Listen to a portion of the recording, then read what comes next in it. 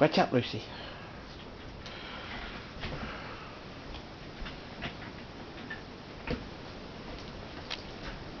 Okay, I hope that's recording. I think it is.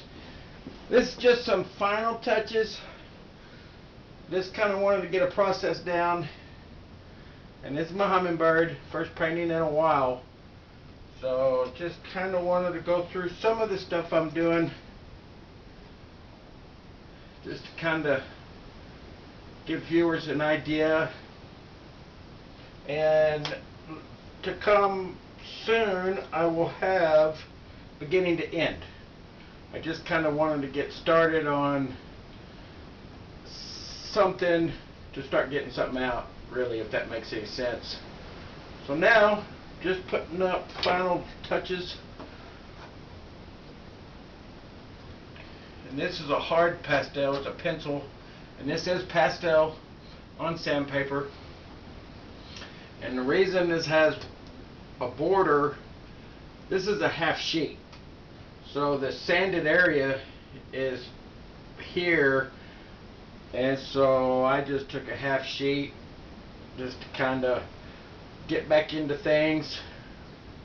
Cute little hummingbird. I think I'm going to do a series of hummingbirds.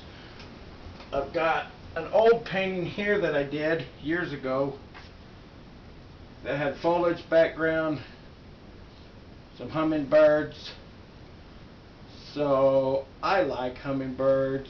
I haven't really done a lot of animal life, mostly Indian dancers, and I'll post some of my stuff. But you know, these guys are cute and they decorate really well. So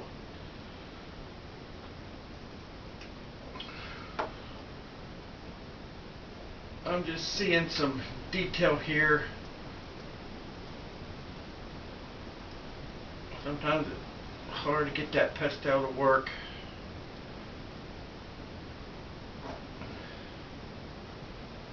That's not too bad. Put a little spot right there. Come in here and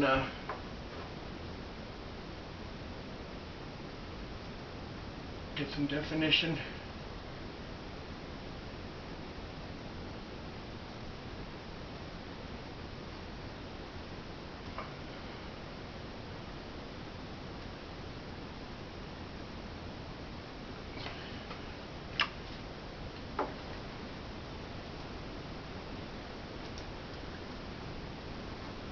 Eyeballs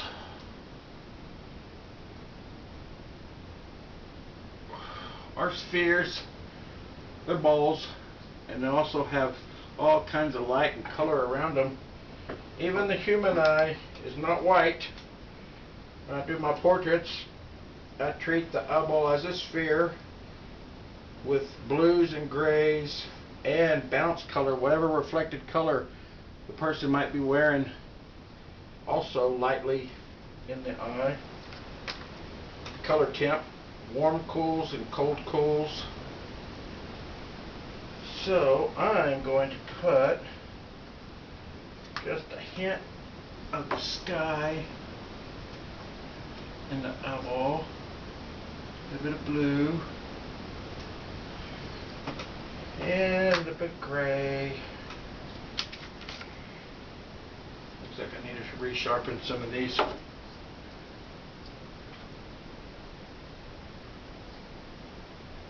And I'll redo my highlight,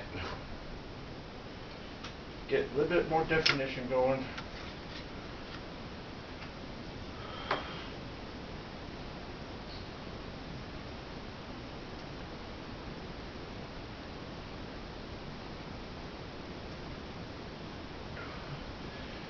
My black is dull. Let's see what I've got over here. I use 3 different pastels. I use a pencil set, which doesn't have to be huge. I've got a hard set, which this particular hard set consists of 2 trays. And then I've got my soft set. It's 3 trays, and it's 300 and something pieces. I don't know if you can see those. This is a hard set. And I'll pin around at the end, show you the soft set. I use Rembrandt. I love them. Used them for years. It's my second set. Been professional since '84 and started pastel shortly after, maybe '86 or '87, and studied with Ben Conus, Pastel Society of America, which is appointment only. He was world renowned. He passed away a few years back, but I loved Ben. He taught me so much. I studied 12 years with Mr. Conus, the con artist. He was awesome. Still is. He's with me.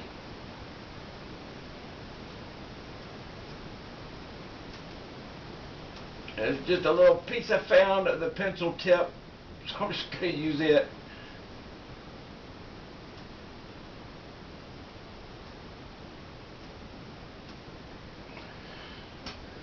Okay, got that definition. Now we'll take a white.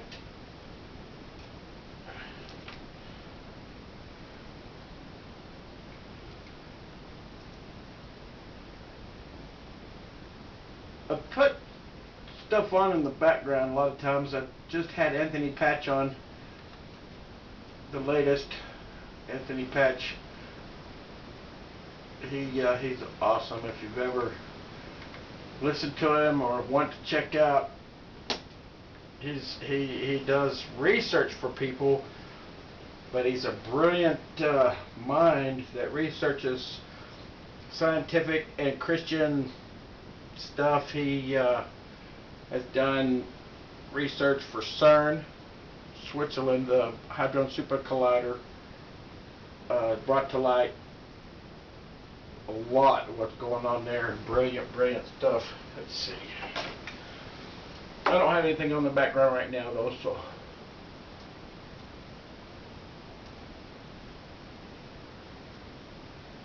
A little highlight. There's my eye. I need to go here. Let's see. It's not easy.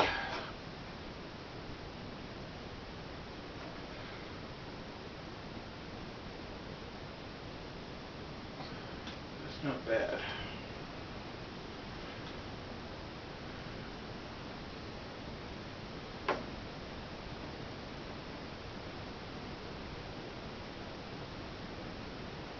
Just the very corner. I can clarify that up a little bit. We got a little bit going on here. Right there. Couple little spots. Like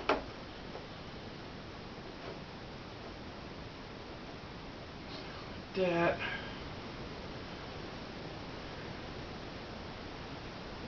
Not too bad for now. Let's see. I still need to go around the eye in front.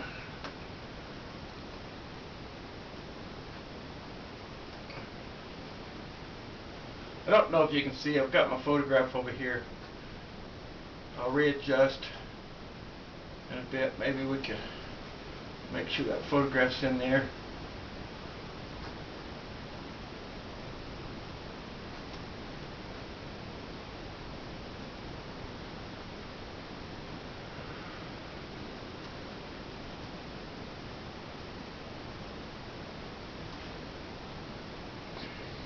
Nice curve and point.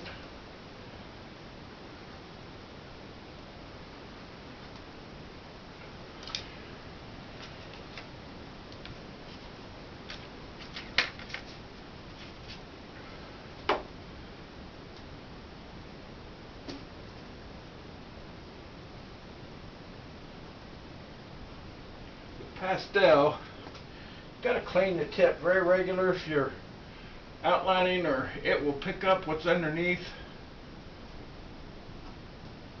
and make a blur if you use the hard like this. Now I can transfer over and I will use a softer to to outline. It might be a little too light. I'd like to do a tester on the side.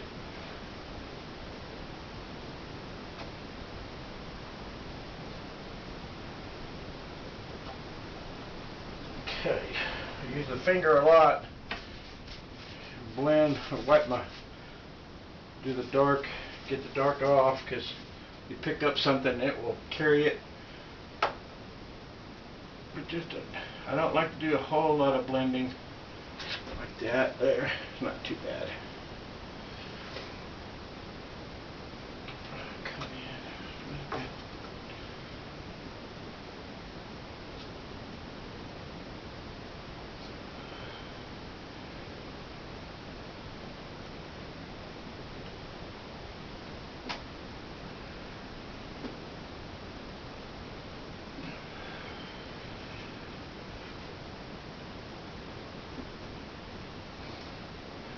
Still kind of, there we go, a little bit better.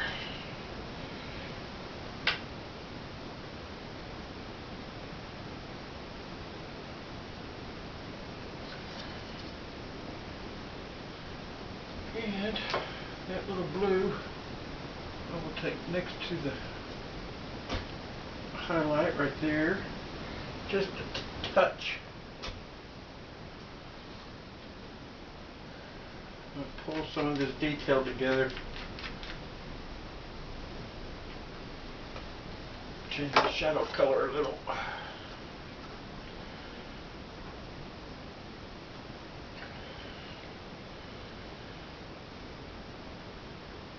Work on a little bit of definition.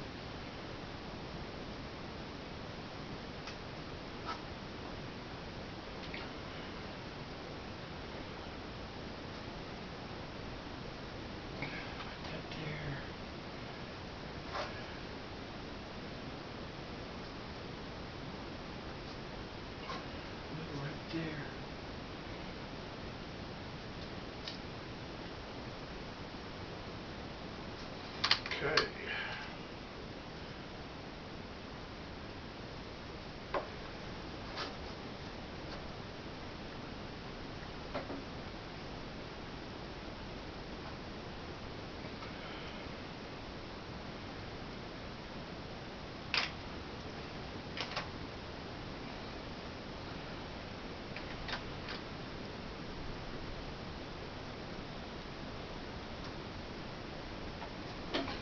Highlight right in front of the eye.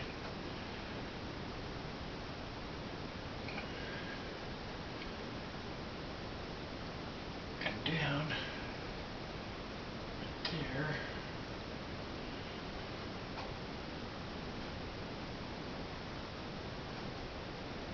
And that's not working so good, so we'll go to the soft.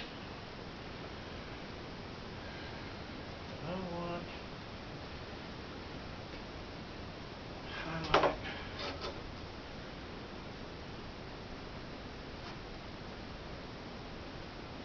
Right there.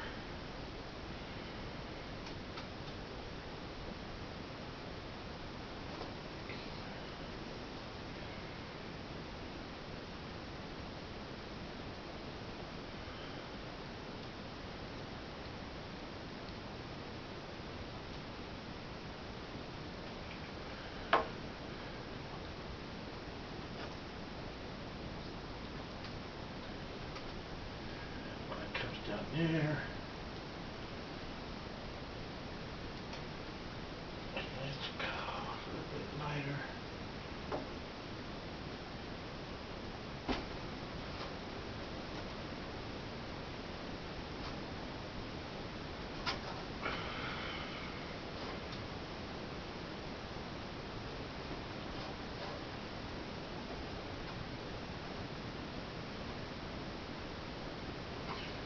A little bit of highlight and some feather texture.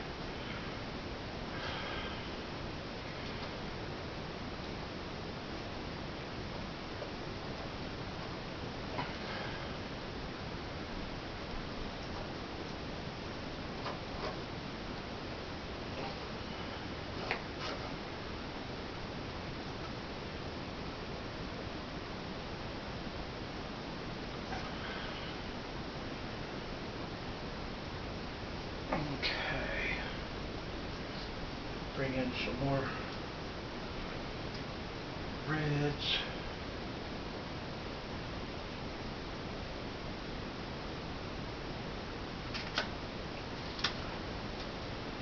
Maybe red.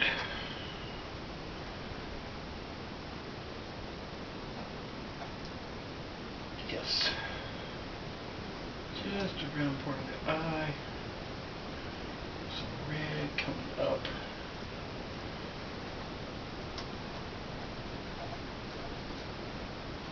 Do some blending.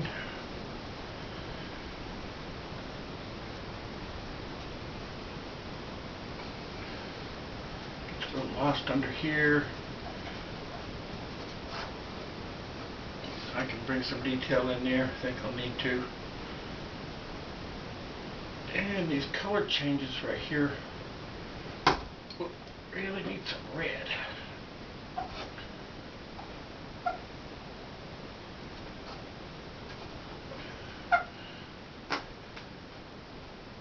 It crumbles a lot. That's why I have a tray down here.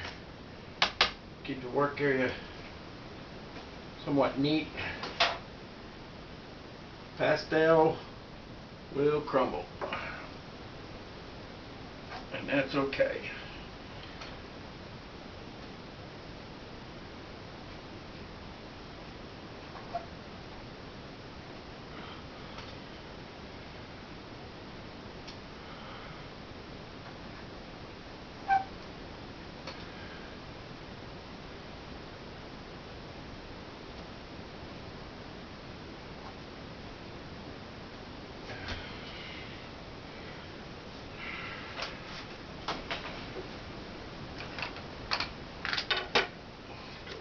To the eye.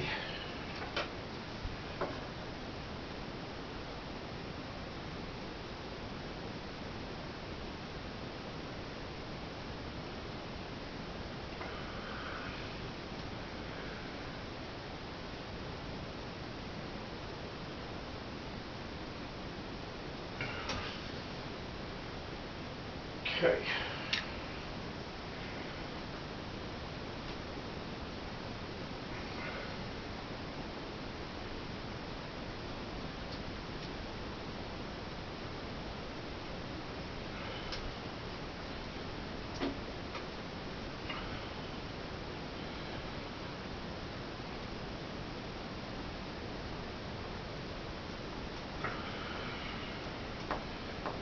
Put some feather highlights in the shade. That'll help a little.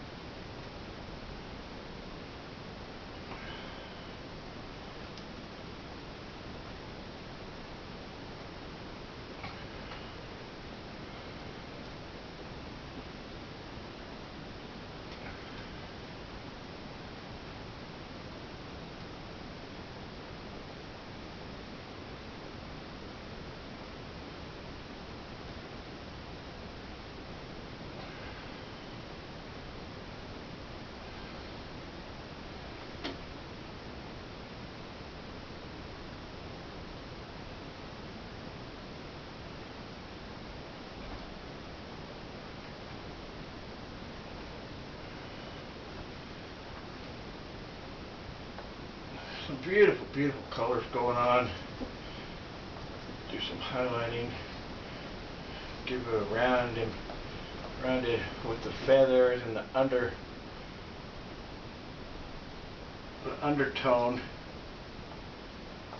We still have a few highlights in here.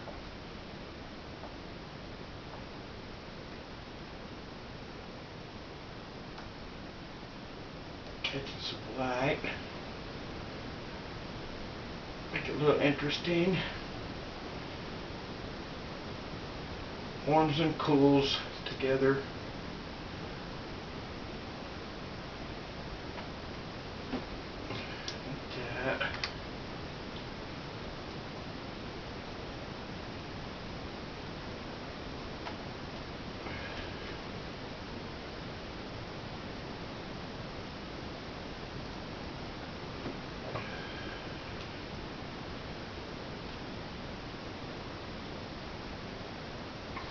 He's getting there. He's looking pretty good. A little bit of definition. And you think these wings or something, but there's no rule book.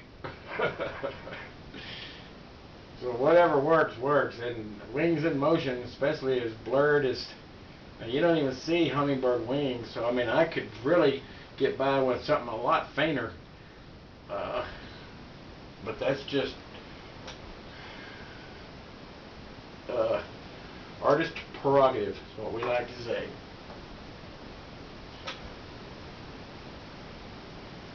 You know, he's really looking good. That's lots of color going on. And if you have something in your hand, you can use it somewhere else, do it. That's what I was taught. And we'll put some definition in the tree. I mean, it can just be like, you don't really want lines. The dots are so nice. But like X's and things like that really don't.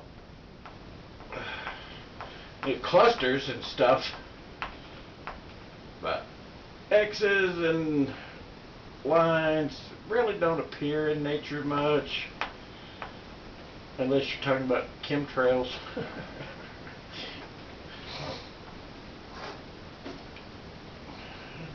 Do stuff like this. That's a little different. You might have branches coming up. Have had a break.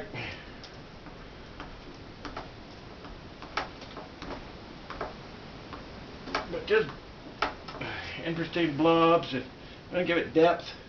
There's shade and highlights, and then the distance you could have less defined blurbs.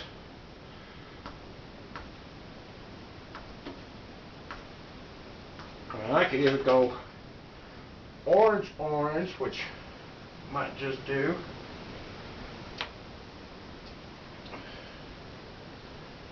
Let's see. Fall colors. Just want to get some pretty colors.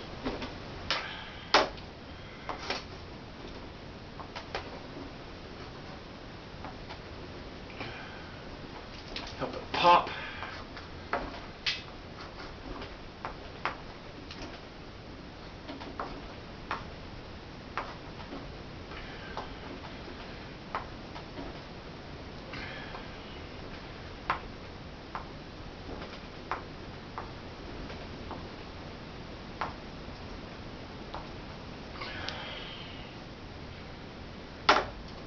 You can put them anywhere. Trouble is,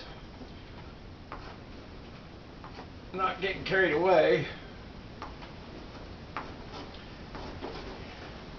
and using the colors under it and behind it to help set them off. That's not bad. I could go a lot more of this, I think.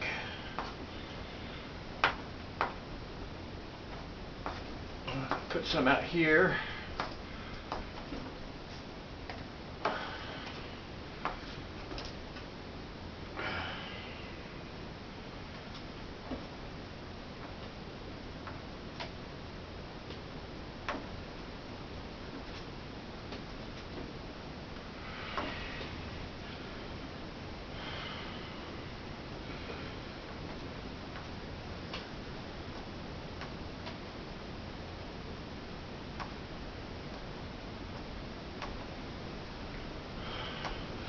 Sometimes it's hard not to get that line. You know, just a line of color sometimes isn't as aesthetically pleasing as a unshaped blurb or dot.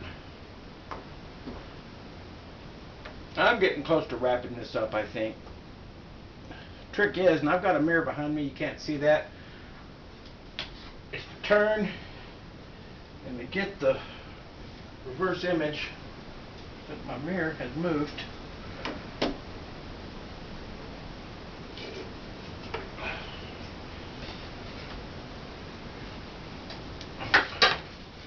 you get the reverse image,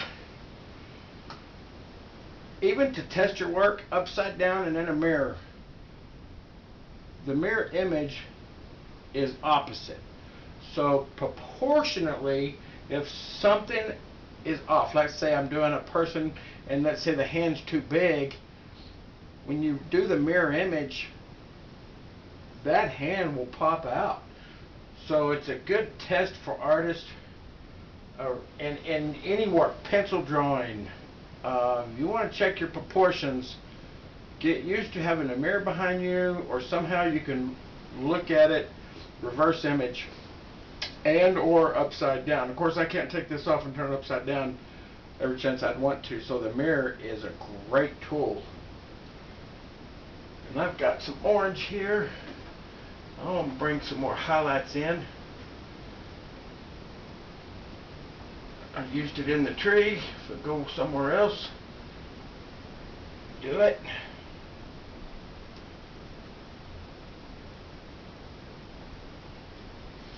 On his back, he's pretty.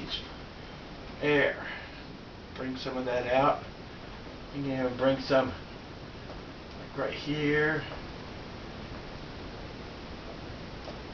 Make his feathers kind of shine where they're in the shade. Can't hurt.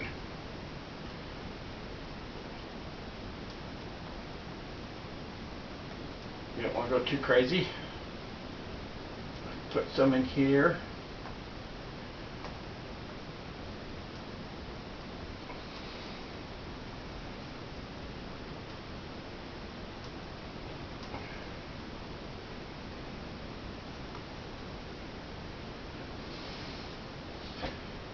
Seeing a little bit of definition on here. Pull it out a little.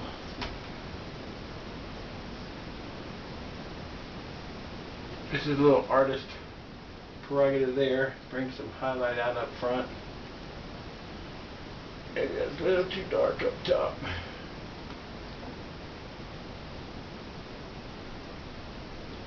Maybe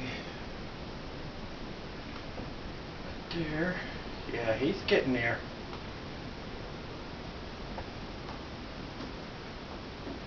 I could even go red. Any color I used on that hummingbird, pretty much get by with in that tree. I think I used this one and come back a little bit more.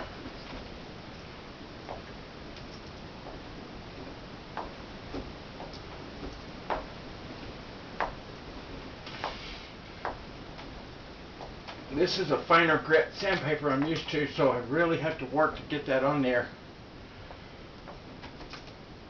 I don't mind big blurbs like that, especially down here. It really eats up the pastel though. That was a good sized piece. Crumbled up pretty good. That's the price of a beautiful painting. I'll use some of this now. Branches.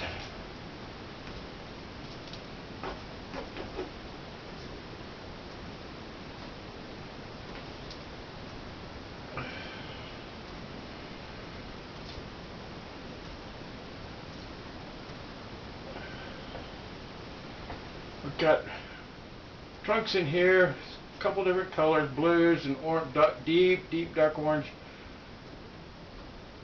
Just keep things interesting. I can even do a trunk in here, some branches. I'm still thinking about doing something else down here, some violet as some kind of background, maybe right in here. As they say, let's just see. Ooh. Bite the bullet, as they say.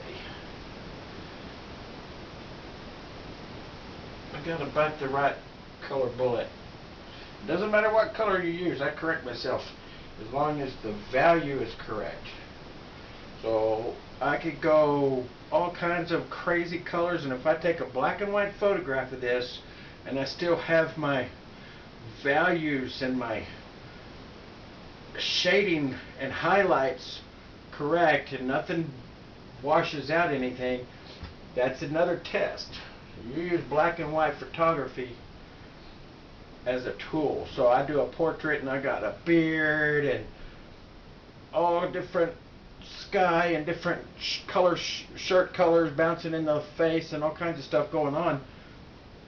If the value is correct, it does not matter what color. So it's one of my instructors been calling us for so long. He was 20% colorblind and his work was brilliant. Oh, his work was so vibrant and alive.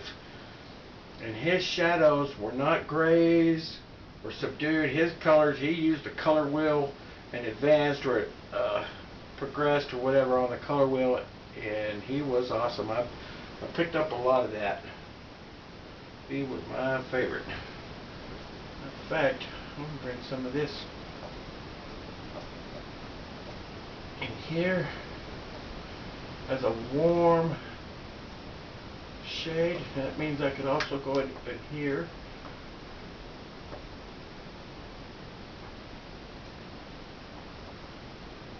To bounce around a little bit.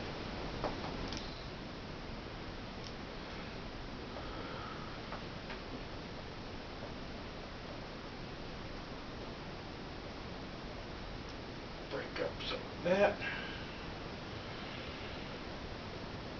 Do a little blending. Don't go too crazy. Love it.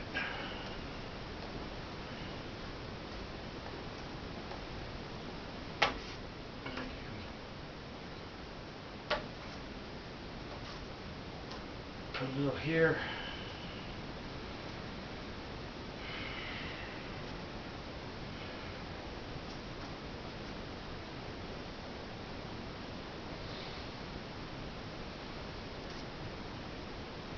The wing goes in a circle.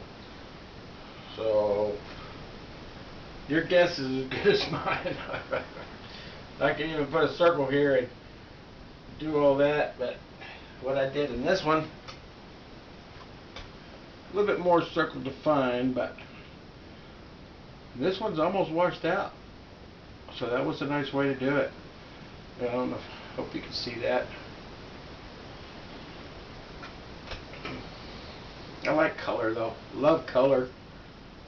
Color, lots of color. He's doing pretty good.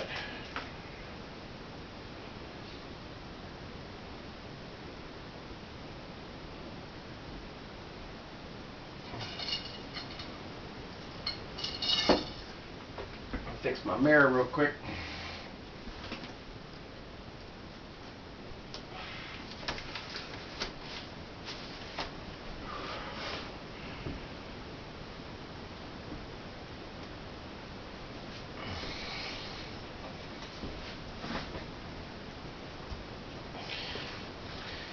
And I'll move my chair. There's the soft set and my tea. And the TV's right there. It's off right now, but I put something on in the background. Hard sets over there. And of course pencils down here. My cheat stick. So small. So let's get this back. That's pretty good. I can actually come in.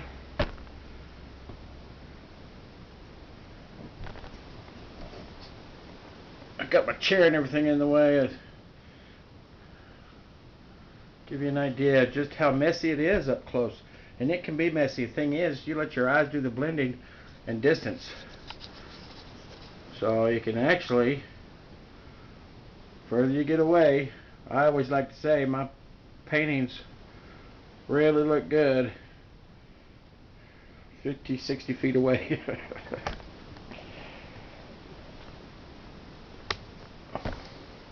It's good to be painting again. It's been a while.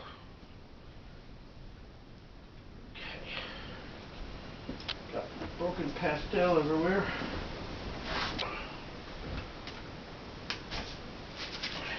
Keep your hands clean. Pastel gets everywhere. I gotta look in my mirror.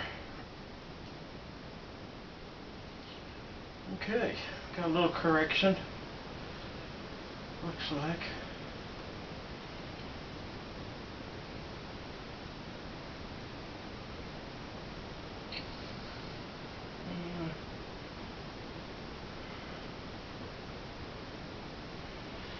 Do some measurements here.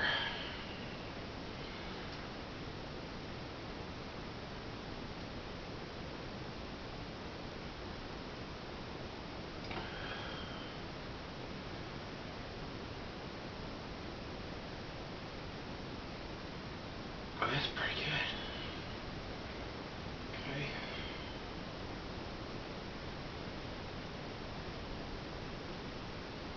I think I went a little crazy a while ago.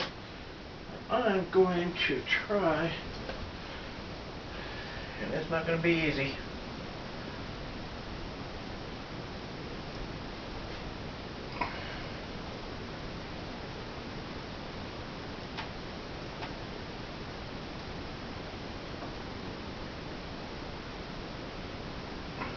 Cut down a little on the head size.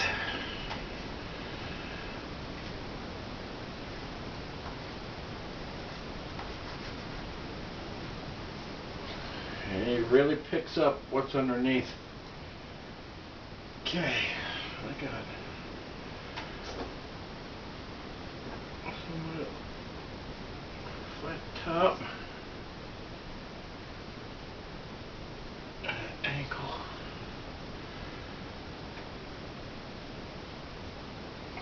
I think that's gonna be a lot better. Clean that up a little. It's always a process. All my different colors, lights, darks.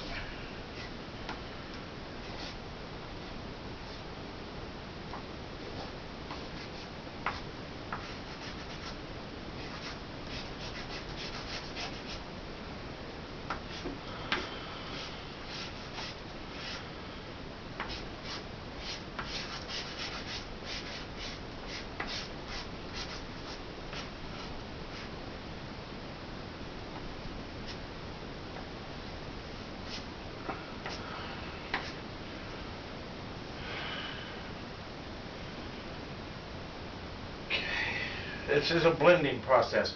I'm not too worried about something standing out too much right now, because when it comes to skies, it is a blending process, and I'll come in and instead of oil where you mix on a palette and then introduce it to a canvas, pastel you mix on the canvas per se. So it's constant blending. I got this in here in my hand, so I might come in and bring some highlight or sky through the trees. Shimmers through. Do some over here a little bit.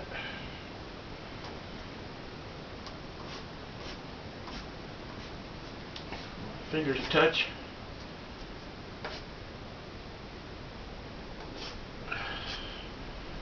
Clean up a bit. I think that head looks better. Let's see. It really does.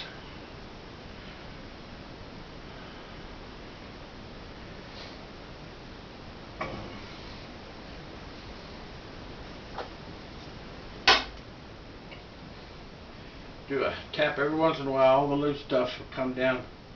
And pastels, you may or may not know, have to be framed a particular way When you mat and frame a pastel painting, you should always tell the framer to put a spacer behind the mat so the mat stands 1/16, 3/16, well 1/8 inch anyway, 3/32 away from the surface, and then the front of the mat, and then the glass.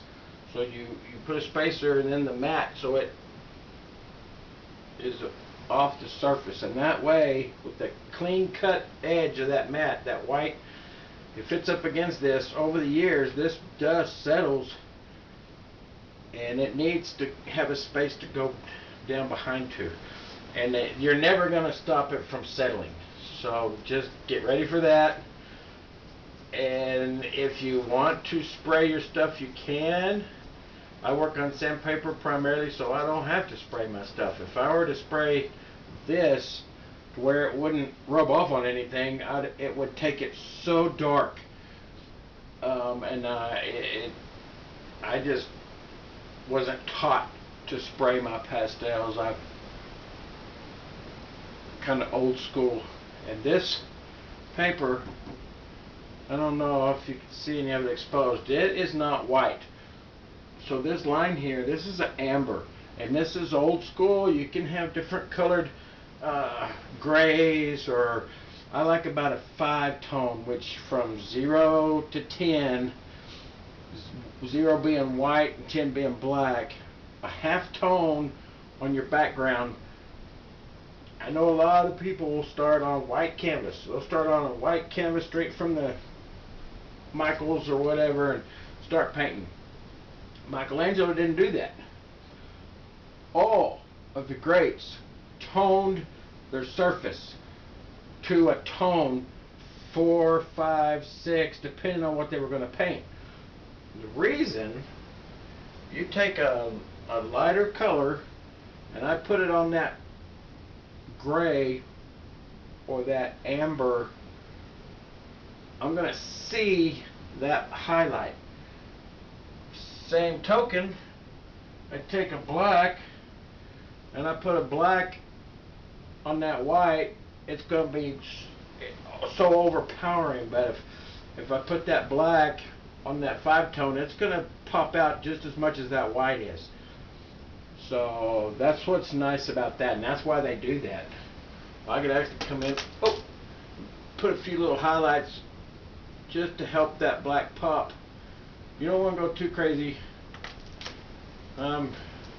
Use this for a little bit of definition. I don't want to go too crazy in here because black, I don't use black for shading really, or grays. I like to use advance on the color wheel. But contrast is nice. So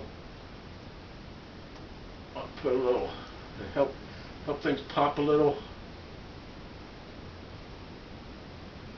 Now, always double check in the mirror.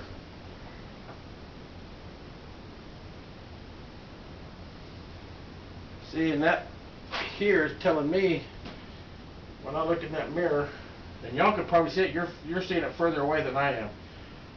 So I'll come in, take some of that out. That was a gray, which I'll change that gray.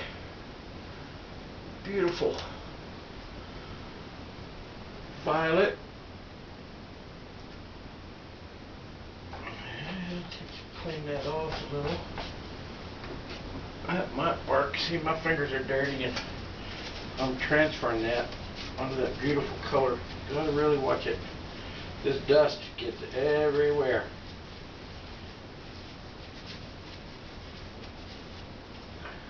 So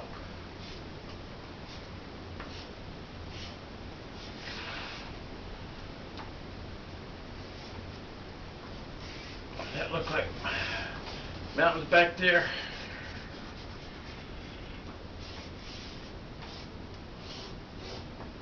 It's a bold move, I know.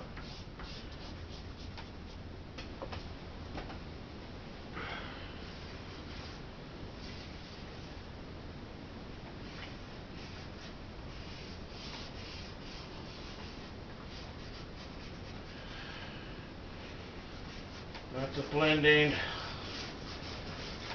It's not blended yet. I'll actually take several colors.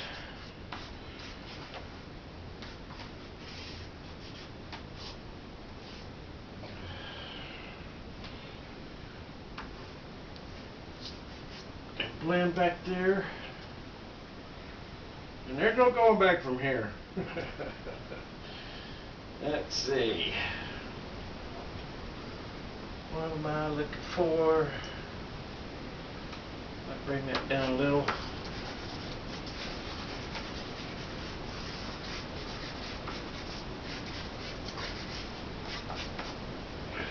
It's still a violet, but it is a very dark, or a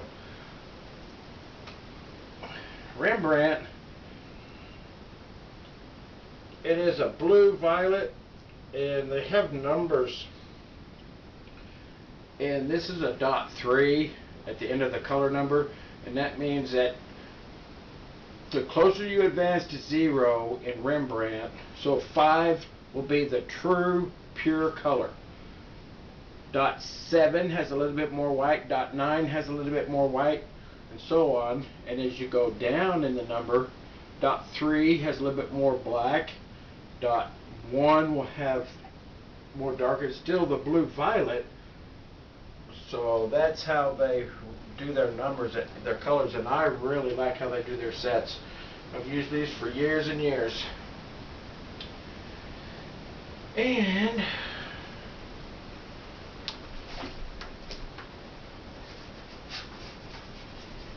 I went to a lot lighter to start my blending.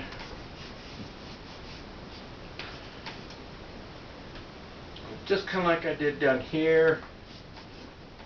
I'll have the darker towards the bottom, the lighter towards the skyline. And I can even come in here and give some definition if I want.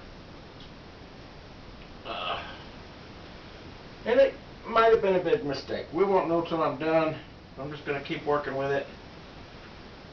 I'm going to keep also going back different violets.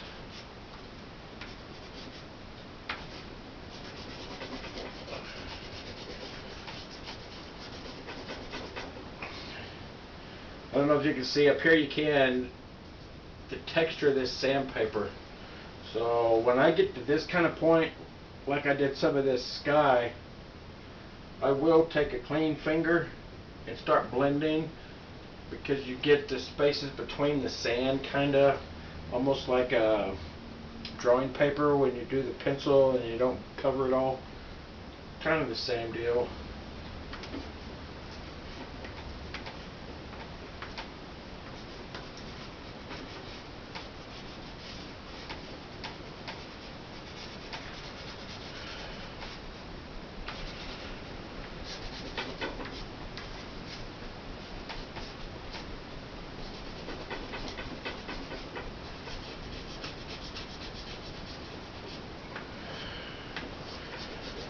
Some of that real pretty true violet in there. And oh. Okay, I'll turn around. Yeah, I can see now. I may do a mid-tone between these two here.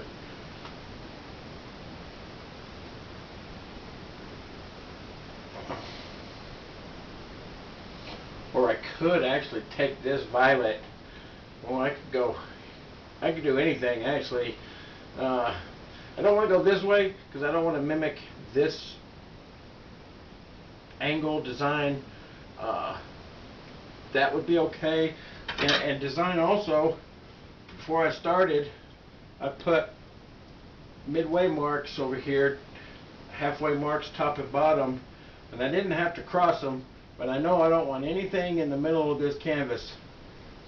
Thirds is good. This is okay because this set. So in design, always stay away from the center.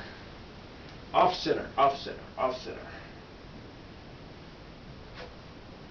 Now, rules are made to be broken, but you want to be good. You've got to really practice and do a lot of drawing, a lot of design. I worked with some great designers over the years. Paul Keithley was one of my jewelry teachers, and he was an excellent designer. Took a drawing class at AC years ago. I was in the 9th grade. I took night classes. I've taken photography and night classes and drawing.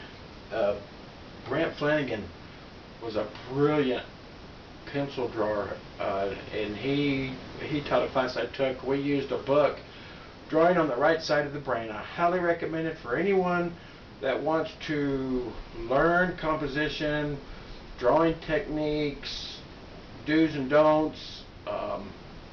Brilliant book.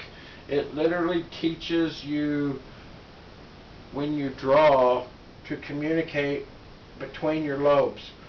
So your non-creative communicates with your creative side, and so on. So the right side and the left side. And the exercises are the craziest exercises, but they work. It's a brilliant book. I can't remember the author. I don't remember who that is, but I highly recommend it. Drawing on the Right Side of the Brain. You've got homework.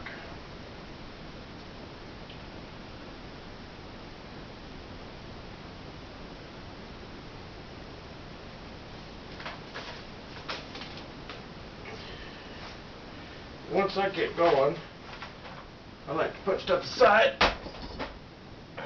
I move stuff around.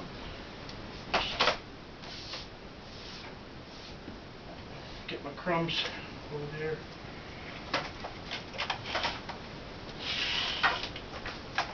Get my hard set back.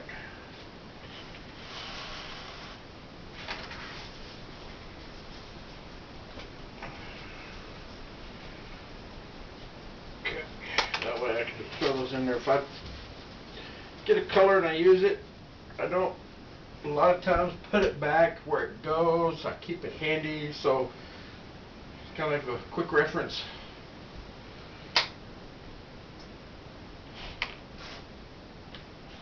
And every painting goes through a disaster stage till you really start pulling it together. This is still in a disaster stage. Of course, when I'm going, the photo I'm going off of, just a beautiful photo of the bird. Background is all from the noodle. Just kind of what I think might be pleasing or possible in nature. That's where we as artists can enjoy our creativity or creative side. Experiment, have fun with it, enjoy it. But I don't have happy little trees and happy little rivers.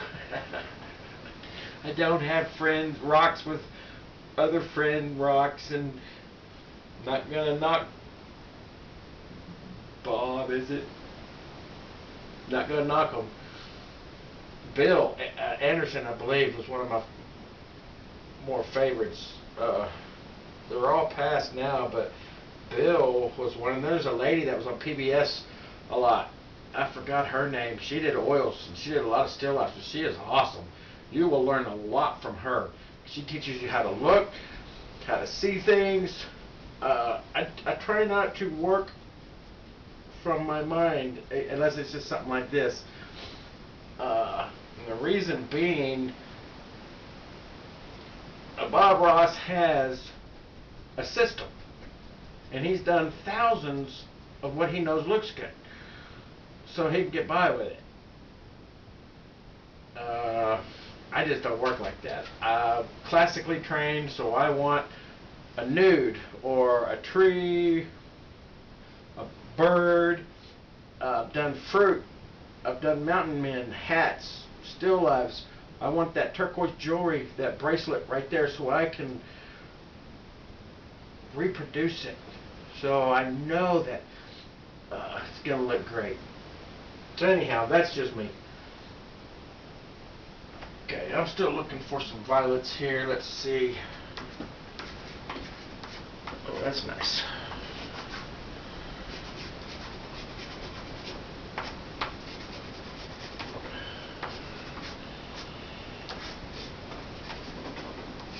And I'll bring several different colors. This is a warm violet. On top of the blue. And it's going to be close to time to start blending.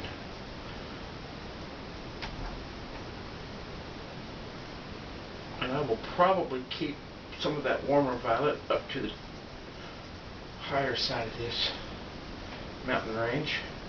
It's a happy little mountain range.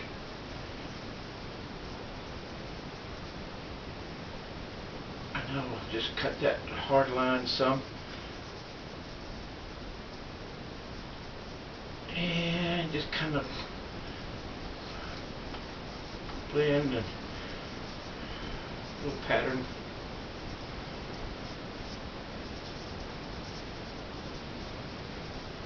You can learn a lot from people like Bob Ross. I'm not saying that. I think a lot of technique, a lot of palette knife, and learning how different, what different looks you can get from different applications with different brushes and so on is awesome. If you want to graduate to what I call I'm more of a photogenic. When I get done, I want my subject matter to look like the person or the bird to look like the bird and so on. It's more of a photographic reproduction, and I appreciate that. I mean, I've worked hard to achieve that. And my Raggedy Andes look like Raggedy Andes. They're fluffy. The yarn looks like yarn. My leather hats, my felt hats, deerskin looks like deerskin. I've worked real hard to get that textile, like the feathers and it takes a while. Stay at it. Maybe I'm talking too much. Get a color in your hand and see if you can put it somewhere else.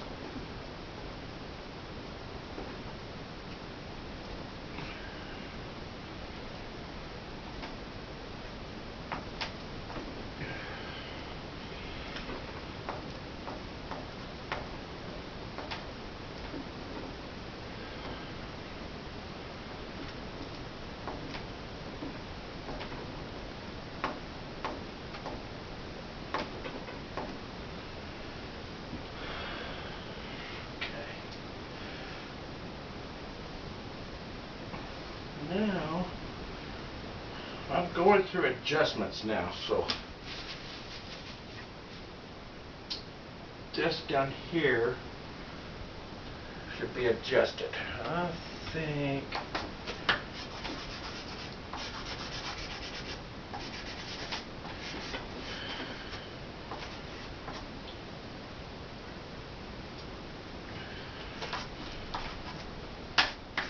I'm just going to start some value changes. Let's see, probably not that there.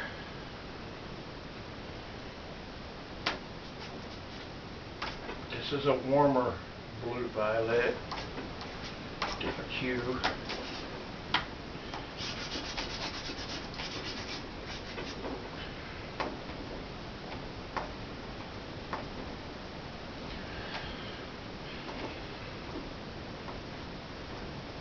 You ever notice that certain colors next to some colors really pop? So, I mean electric. They learn those and use them. The complementary colors on the color wheel.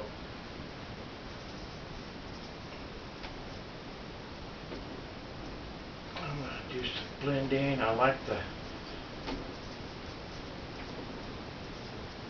lights and the darks here. Value rolls.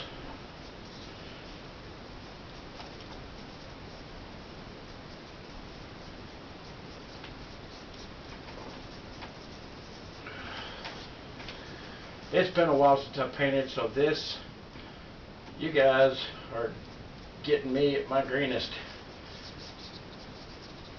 Been professional since '84, and I was sick for many years.